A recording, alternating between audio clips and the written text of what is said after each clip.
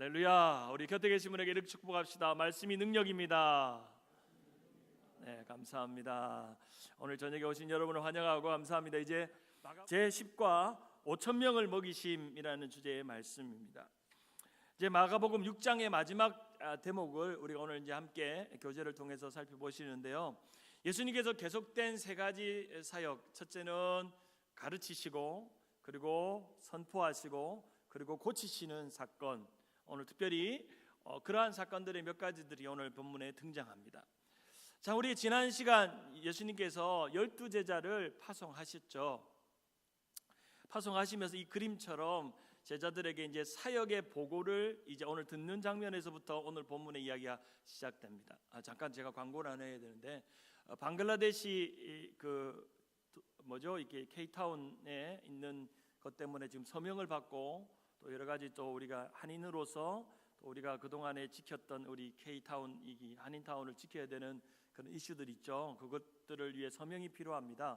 이거는 이제 본인이 직접 이제 LA 가실 때 LA에서 사용한 영수증을 보여주시거나 그 거주자가 아니라도 그래서 함께 동참하실 수가 있습니다. 그래서 지금 한 8,000여 분 정도가 가입했다고 해서 한 10,000명 정도를 이제 목표로 삼는다고 하니까 여러분들이 또 관심을 가지셔서 또 이제 한인 사회에 또 역할을 같이 모으는 일에 여러분이 함께 해주시면 좋겠고, 각각의 의견이 다를 거라고 합니다. 그래서 제가 여러 교회들에 여쭤봤어요. 동부 지역의 교회들이 어떻게 하느냐. 그래서 교회들마다 의견이 좀 이렇게 생각이 또 다른 분들이 많아서 공식적으로는 교회들마다 이 조금 이렇게 정치적인 색깔들이 조금 있기 때문에 또 각각의 의견이 다르기 때문에 공식적으로는 하지 않지만, 오늘 우리 강 목사님께서 이제 카톡으로 보내드린 것처럼 여러분들이 개별로 사이트에 들어가셔서 그렇게 하셔도 되고요, 또 마켓에 가셔서도 그렇게 함께 하셔도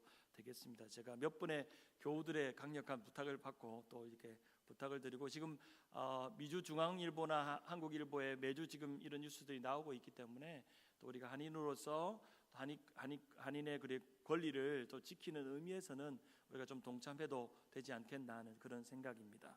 참고로 제가 광고에 말씀을 드립니다. 자, 12제자 파송 이후에 이제 제자들이 보고를 하죠. 이제 마가복음 6장 30절에 보면 우리 같이 한번 읽어볼까요? 시작. 제자들이 시작. 사도들이 예수께 모여 자기들이 행하는 것과 가르친 것을 낱낱이 고하니, 여기서 이제 제자들의 보고가 있죠. 행한 것은 뭐죠? 놀라운 기적이 일어났죠. 귀신들이 내어 쫓기고 병자들이 고침을 받고, 예수님께서 그들에게 권능이라는 걸 주셨잖아요. 능력을 주셔서 능력이 실제로 그들에게서 나가는 것을 그들이 보았습니다. 그리고 그들이 복음을 전할 때 이방인들이 돌아오는 것을 보았고, 그들이 예수 믿고 복음을 받아들이고 변화되는 것을 보았습니다. 그들이 가르친 것은 복음이었죠. 이적과 복음의 놀라운 일들이 놀랍게 일어났다는 것을 흥분된 마음으로 예수님께 어쩌면 제자들은 보고했겠죠. 오늘 본문에 보면 그 다음 넘겨보시면 제자들의 마음의 상태가 어땠을까요? 이제 그들이 행했던 이적들, 귀신이 내어 쫓기고 병자들이 고침받고 복음을 받아들이고 믿지 않던 강박한 영혼들이 돌아오는 일들을 봤습니다.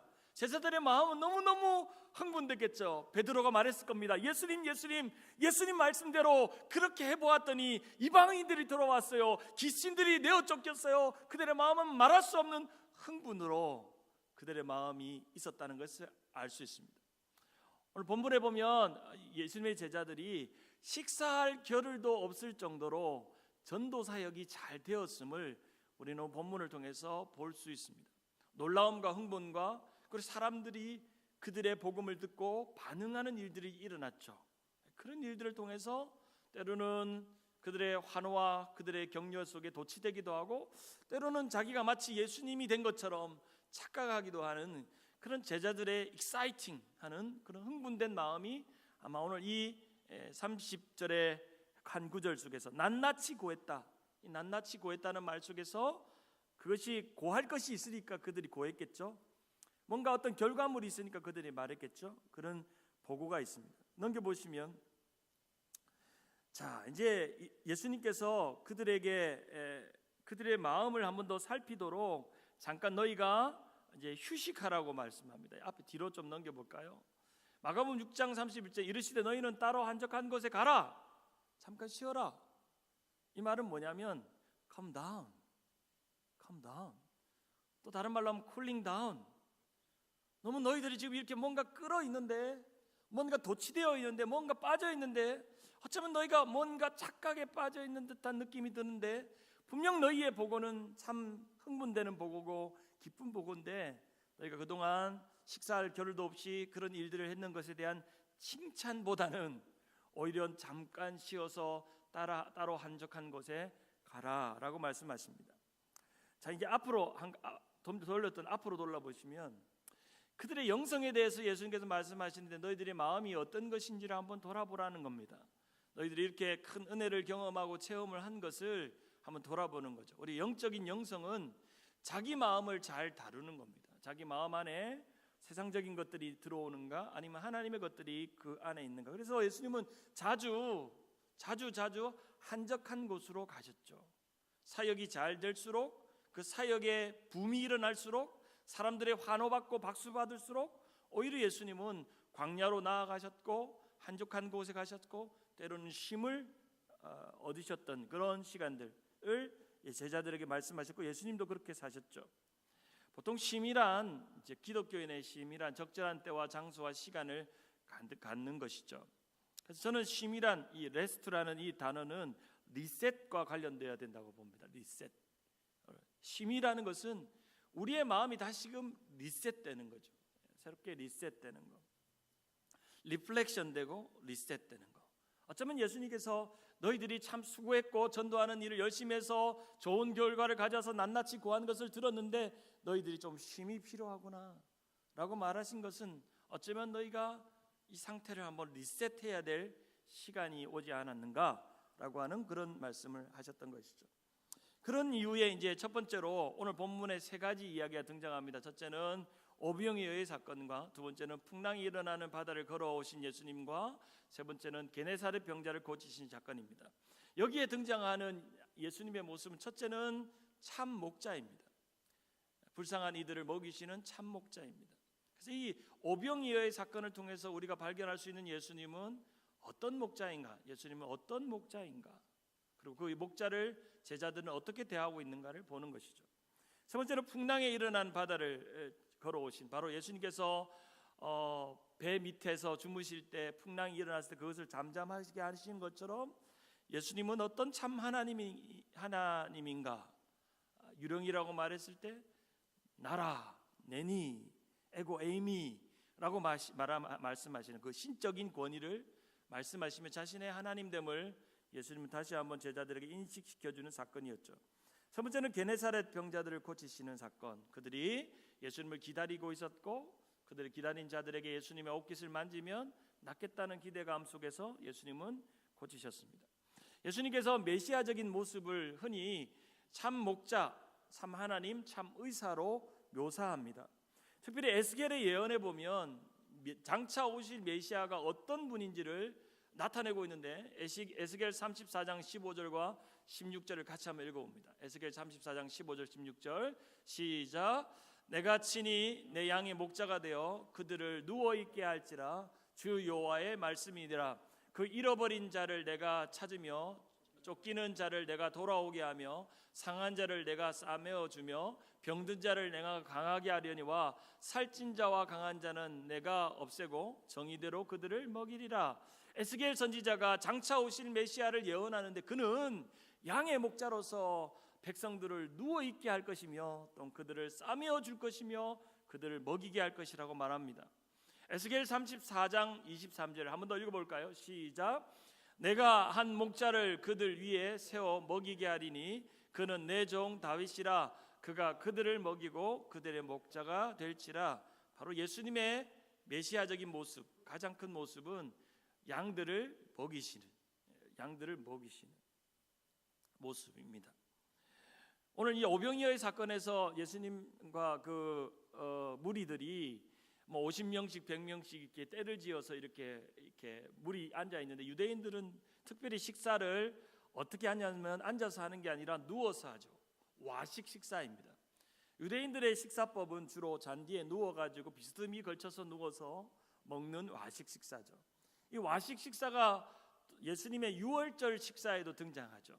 예수님은 우리가 12제자 만찬처럼 테이블이 있고 거기에 의자에 앉아서 잔을 기울이면서 먹는 식사가 아니라 비스듬히 누워서 이 떡을 나눠 먹는 그런 식사가 유대인들의 그런 전통적인 식사입니다. 바로 이 누워 있는 이들에게 먹이시는 사건이 바로 에스겔 34장 15절과 16절의 예언의 성취가 오늘 본문의 그림이라고 할 수 있습니다.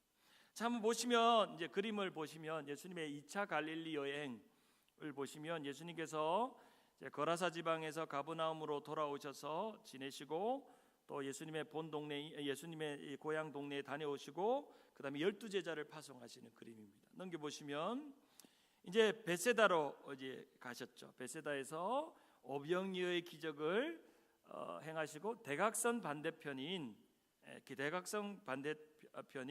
곳으로 이제 예수님께서 가기를 원하셨죠. 그런데 결국에는 예수님의 그 가고자 하는 목적지와는 다른 게네사렛으로 배가 움직이게 되는 그런 장면이 등장합니다. 두 번의 배 여행 중에서 예수님의 수상한 행적들이 몇 가지가 의문점이 되고 있죠. 예수님은 배를 타고 한적한 곳으로 이제 가기를 원하셨죠. 제자들과 함께.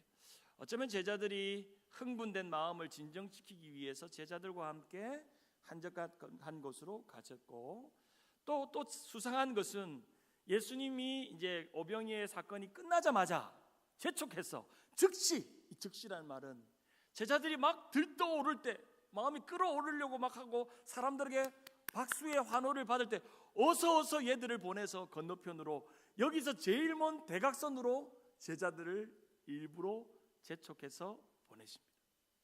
이런 의도는 무엇일까? 그리고 건너편 게네사렛 땅으로 이제 가게 되죠. 자, 두 번째, 무리를 불쌍히 여기시는 예수님, 바로 예수님 목자 없는 양과 같이 백성들을 불쌍히 여기시죠. 불쌍히 여긴다는 스플랑그니조마이라는 말은 예수님의 심정, 마음을 가장 많이 설명하는 단어이죠. 일종의 이제 빈들에서 예수님께서는 소위 말하는 먹방을 하십니다. 이제 오병이어의 사건을 일어나게 하십니다. 제자들을 무리들을 불쌍히 여기시죠. 무리에 대한 목자의 심정을 보면 마가복음 6장 34절 한번 읽어봅니다. 6장 34절 시작. 예수께서 나오사 큰 무리를 보시고 그 목자 없는 양 같음으로 인하여 불쌍히 여기사 이에 여러 가지로 가르치시더라. 목자 없는 양같이 그들을 메시아적인 마음으로 그들을 먹이시기로 마음을 먹죠. 불쌍히 여기셨습니다. 자, 제자들에 대한 예수님의 의도를 보면 이제 때가 저물었고 빈들에서 배는 고프고 갑자기 예수님께서 37절에 이렇게 말합니다. 대답하여 이르시되 너희가 먹을 것을 주라. 왜 갑자기 어떤 그 앞절에 이런 구절이 있죠. 예수님 이제 저들을 보낼까요?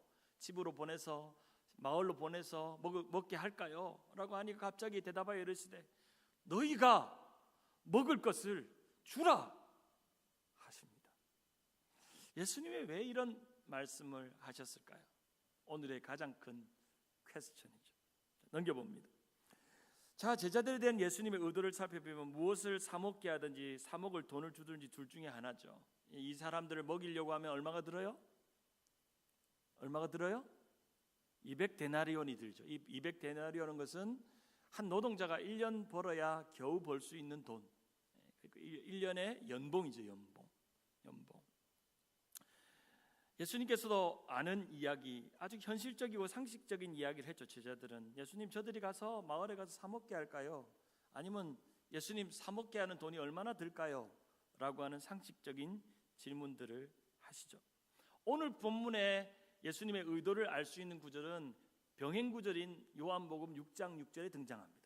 왜 그렇게 말씀하셨는지 요한복음 6장 6절 한번 같이 한번 읽어볼까요? 시작.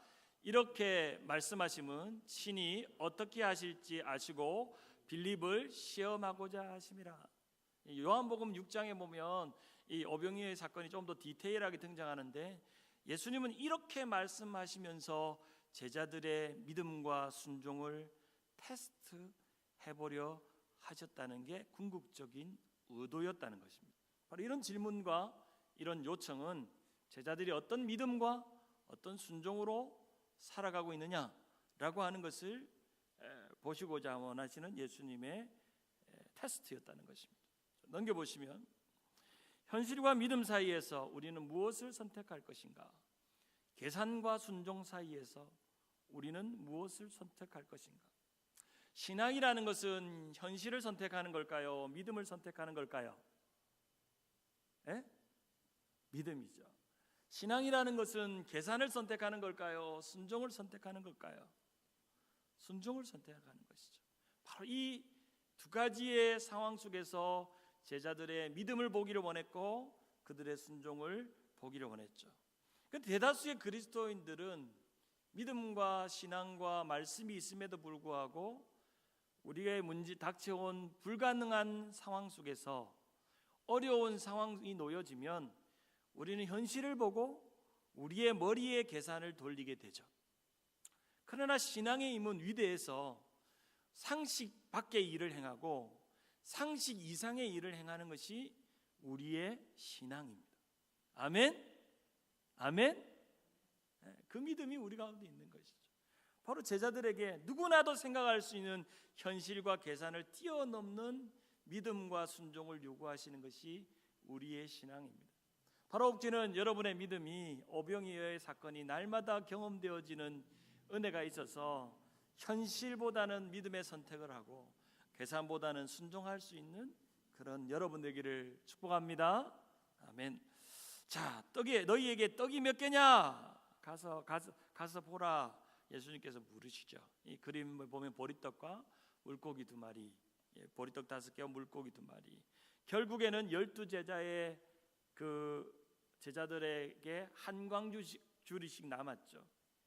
12제자가 나누어졌는데 나누어주고도 남은 광주리가 12제자의 손에 들려 있게 된 것이죠. 제가 오늘 본문을 준비하면서 이런 글을 만들어 봤어요. 한번 넘겨볼까요? 자, 불가능을 시작. 불가능을 말하는 것은 사실을 말하는 것이다. 그러나 가능을 말하는 것은 믿음이 필요하다. 불가능과 가능 사이에서 여러분 보리떡 5개와 물고기 2마리를 가지고 5,000명을 먹이라는 것은 너무나도 불가능한 사실입니다. 불가능한 것이죠. 근데 불가능한 상황 속에서 가능을 말하는 것은 너무나도 무모한 믿음이 필요합니다. 여러분 우리는요 항상 이 두 가지 중에 하나를 선택하게 돼요.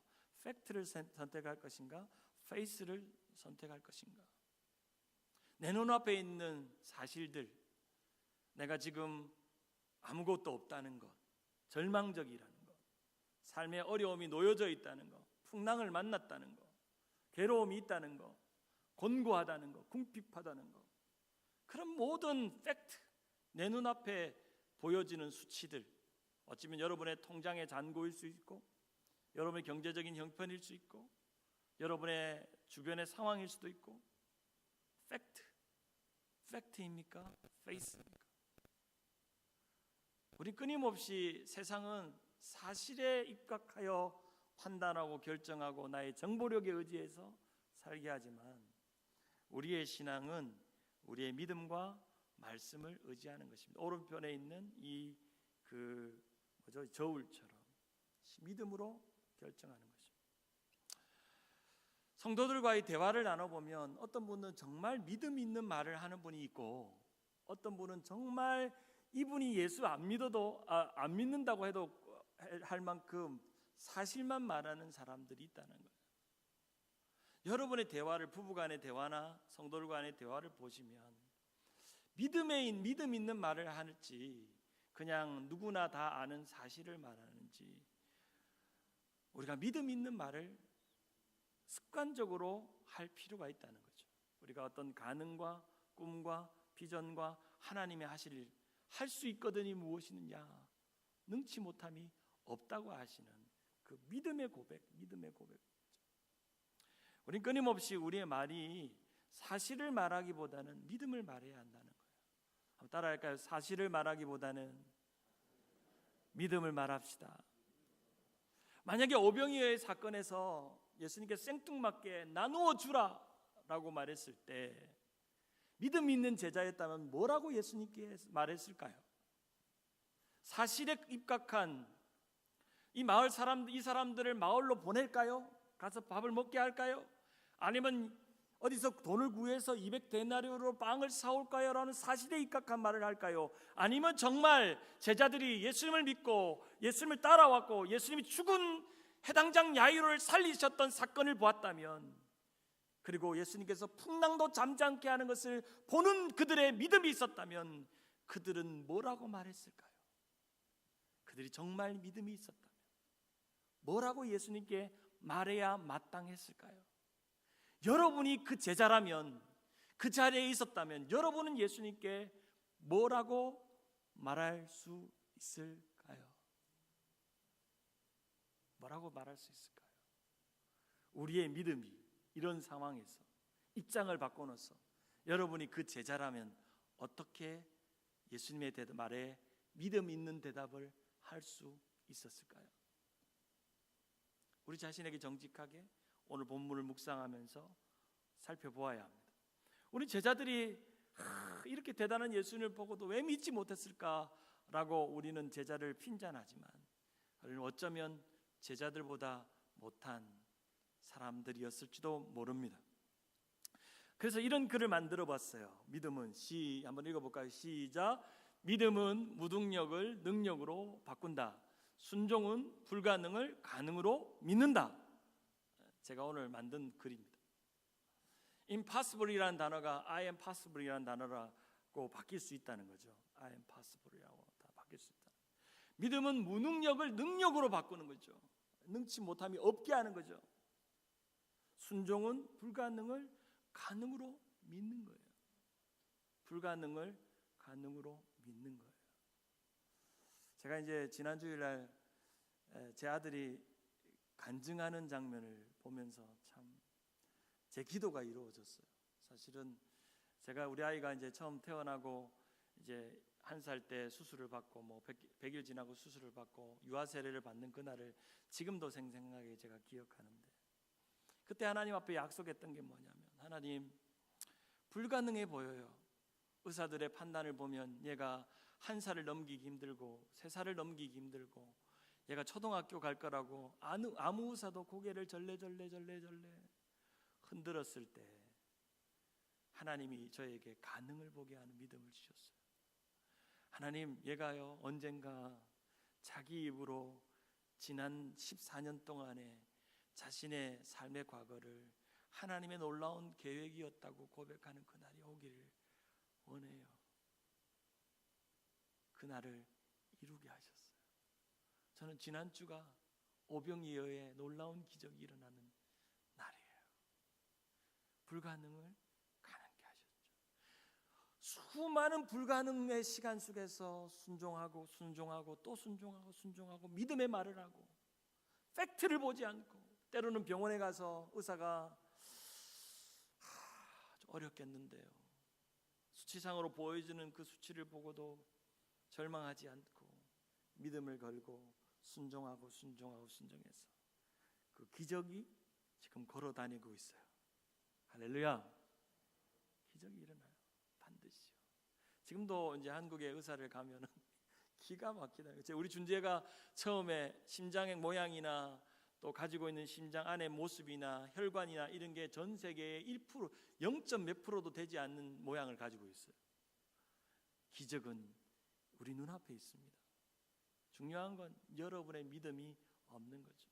믿음 없는 말을 하는 여러분이 문제인 거죠. 끊임없이 믿음 있는 고백을 하고 살아가는 것이죠. 믿음은 무능력을 능력으로 바꾸고 순종은 불가능을 가능으로 믿게 하는 거죠. 예수님께서 때를 지어 언덕에 누우라고 말씀하시고 이제 소년이 가져온 보리떡 5개와 물고기 2마리로 이제 축사하십니다. 그리고 결국에는 제자들의 손에 11바구니씩 남은 12강주리가 남았죠. 자, 넘겨보시면 예수님의 공생애에는 3번의 식사가 있어요. 오병이어와 칠병이어와 유월절 식사가 있어요. 이게 마가복음에 등장하는데 이 식사들마다의 그 대상이 조금씩 틀려요. 오병이어는 유대인에게, 칠병이어는 이방인에게, 유월절 식사는 제자들에게. 그런데 이 3가지의 식사의 방식은 똑같았어요. 어떻게 했냐면 떡을 들고 축사하시고 떼어서 주셨어요. 마치 우리가 지난 주일날 했던 성찬과 같이 떡을 들고 블레싱 하시고 떼어서 나누어 주셨어요. 하나님의 성찬 예식이 어쩌면 성경에는 3번 등장한, 앞에 한번 다시 돌려주실까요? 우리 보시면 오병이어, 칠병이어, 유월절 식사, 이런 특징들을 가지고 있습니다. 자, 이제 세 번째로 떡을 떼시던 일을 기억하지 못하고 이제 바다 위로 걸어오는 예수님을 보았던 그들의 마음이 믿음이 없어서 예수님을 유령으로 보죠. 왜 제자들을 재촉했을까? 왜 제자들을 재촉했을까? 마가복음 6장 45절 우리 같이 한번 읽어볼까요? 6장 45절 시작. 예수께서 즉시 제자들을 재촉하사 자기가 무리를 보내는 동안에 배를 타고 건너편 베세다로 가게 하시고, 맞죠. 제자들이 어쩌면 오병이어의 사건이 일어나고 나니까 12광주리에 남았고 놀라운 일들이 일어났죠. 그러니까 사람들이 5,000명이라는 사람, 어쩌면 5,000명보다 더 많은 사람들, 여자와 아이들의 숫자를 카운트하지 않았으니까 어마어마한 숫자의 사람들이 제자들에게 환호하고 예수님에게 환호하니까 예수님께서 또 이 제자들의 이 착각과 이 환상에 빠질까봐 어서가 하면서 재촉해서 쫓아내듯이 예수님은 건너편으로 제자들에게 보내십니다. 넘겨보시면 제자들의 마음 상태는 처음 전도하고 돌아왔을 때의 마음 상태와 똑같이 또 변해 있었죠. 넘겨보십니다. 이제 제자들은 건너편으로 열심히 초저녁 6시부터 노를 젓기 시작합니다. 그런데 밤 사경이 일어 새벽 3시부터 6시 사이까지 끊임없이 12시간을 노를 저어갑니다. 두려웠습니다. 예수님이 그들을 멀리 산 높이에서 보셨겠죠. 그들이 가는 모습을. 그러면서 예수님께서 물 위로 걸어서 오십니다. 두려웠죠. 예수님이 유령인 줄 알았습니다. 예수님을 몰라본 것이죠. 넘겨보겠습니다. 예수님 말씀하십니다. 안심하라, 내니 두려워 말라. 저는 개인적으로 이 말씀이 너무너무 제 인생에 중요한 말씀. 제가 우리 준재가 병원에 입원했을 때 첫 번째 수술을 받고 하나님 앞에 엎드렸을 때 하나님이 저희 가정에 주시는 기적 같은 믿음의 말씀입니다. 안심하라, 내니 두려워 말라. 한번 따라할까요? 안심하라, 내니 두려워 말라. 옆에 분 손을 잡고 안심하라, 주님이니 두려워 말라. 그 믿음 하나 붙잡고 여기까지 온 거예요. 준재가 지난주에 자신의 입으로 두렵지 않다고 말하잖아요. 얼마나 감사한지. 병행 본문에 보면 이 게네사렛 땅으로 간 과정들을 설명하는데 요한복음에 보면 가버나움으로 갔다고 말합니다. 넘겨보시면 베세다에서 이제 오병이어의 사건이 일어나고, 넘겨보시면 이제 베세다에서 디베라로 원래는 건너가려고 서쪽으로 제자들을 빨리 쫓아보내시죠. 자, 구글 맵으로 찾아보니까 베세다에서 디베라까지 걸어가면 5시간. 걸어가면 배 타고 나면 가로질러 가니까 2시간. 2시간 갈 시간을 이 사람들이 몇 시간 갔냐면 9시간에 12시간 동안 간 거. 아무리 저어도 앞으로 가지 않는 거예요. 풍랑이 일어나가지고 12시간 동안 멀미해가면서 갔죠. 그래서 하나님께서 배를 이렇게 돌리십니다. 넘겨보시면 이렇게 뺑뺑뺑 돌려서 게네사렛으로 배를 방향을 돌리십니다. 예수님은 제자들을 먼저 속히 보내시고 새벽부터 그 다음 날까지 예수님 어쩌면 걸어가시려고 하셨던 것 같아요. 육로로 5시간에 걸쳐서 걸어가려고 하셨는데 게네사렛으로 가게 된 것이죠. 제자들의 반응 재봅시다. 그들은 전도하고 귀신을 내어쫓으며 하나님 나라의 임재를 경험했고 예수님의 이적을 통해 사람들이 떡을 먹는 것을 보았으나 그러나 그 잠깐 순간에 그 눈앞에 있는 풍랑과 현실의 문제에 그들의 믿음이 또 사라져 있어서 마음이 둔해졌죠. 은혜를 경험한 이후 우리는 어떻습니까? 제자들에게 예수님께서 자주 말씀하십니다. 마가복음 8장 21절에 이르시되 아직도 깨닫지 못하느냐. 많은 이적을 행했는데도 깨닫지 못하느냐 말씀하십니다. 은혜를 경험한 이후에 우리에게 어떤 모습이 있어야 될지를 끊임없이 생각해 보아야죠. 마지막으로 이제 게네사렛으로 갔더니 배를 내리시고 사람들이 곧 예수인지를 알아보았다. 제자들은 알아보지 못했지만 게네사렛에 있는 사람들은 예수를 알아보았죠. 자, 오늘 말씀을 정리해 봅니다. 오늘 말씀을 통해서 여러분에게 3가지의 질문을 던집니다. 첫째는 예수님은 우리에게 어떤 목자이며 어떤 하나님이며 어떤 의사인가? 세 번째, 여러분의 신앙은 사실을 말합니까? 믿음을 말합니까? 세 번째, 여러분이 놀라운 체험과 은혜를 경험한 후에 여러분은 어떻게 시간을 보내며 어떻게 여러분의 은혜를 지키고 있습니까? 제자들이 오병이의 사건의 놀라운 일들을 경험하고 나서 어떤 은혜를 지키고 있느냐 하는 것입니다. 오늘 나누시면서 함께 여러분의 믿음을 한번 돌아보고 함께 그렇게 은혜를 나누는 시간 되기를 바랍니다. 우리 다 같이 일어나셔서 우리